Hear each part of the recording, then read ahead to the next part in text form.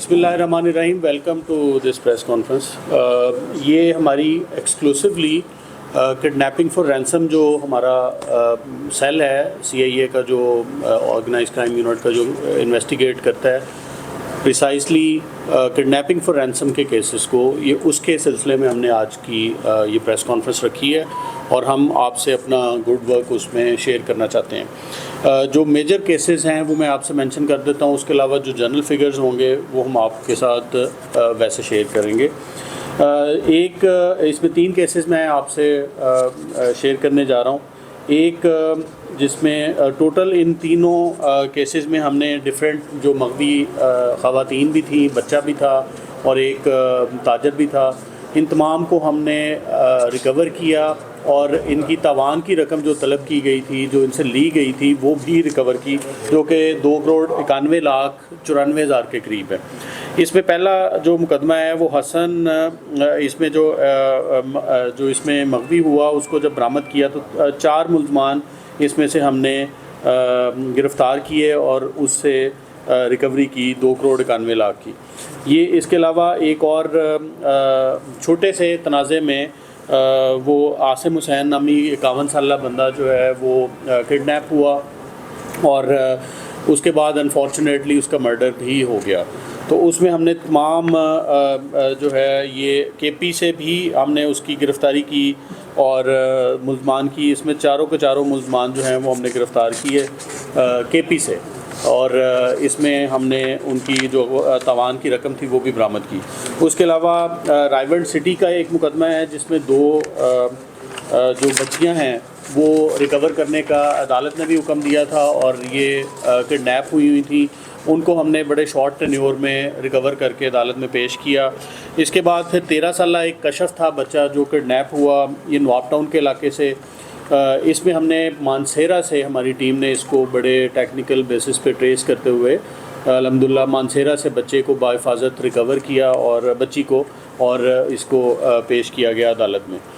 اس کے بعد گجر پورہ میں ایک اسی طرح ایک بچی تھی جس کو ہم نے بچی تھی جس میں بہت زیادہ ہائی لائٹ تھا اور ہائی لائٹڈ کیسز تھا اور کورٹ میں بھی یہ چل رہا تھا.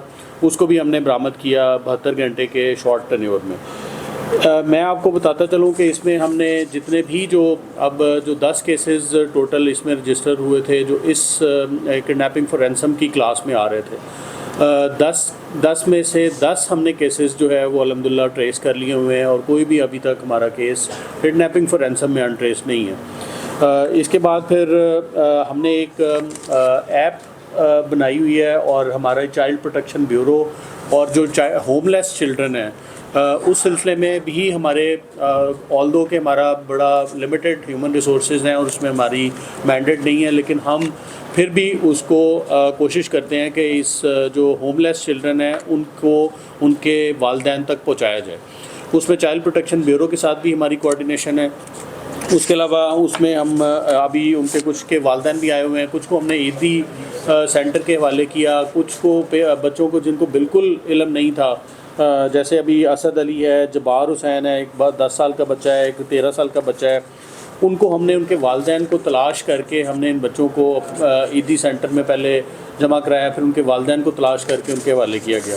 تو یہ ہماری جو گڈ ورک ہے کڈنیپنگ فار رینسم میں ہمارے DSP توقیر اور فرقان صاحب جو ہیں یہ اس کو لیڈ کرتے ہیں اور ٹیمز نے بہت اچھا کام کیا ہوا ہے.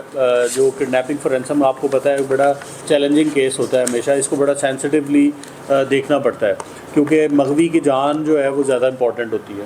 تو لہٰذا good work done by the team, ان کے لیے ہم کیش ایوارڈ اور CC1 بھی اس کو انشاءاللہ تعالیٰ ٹیم کو دیں گے.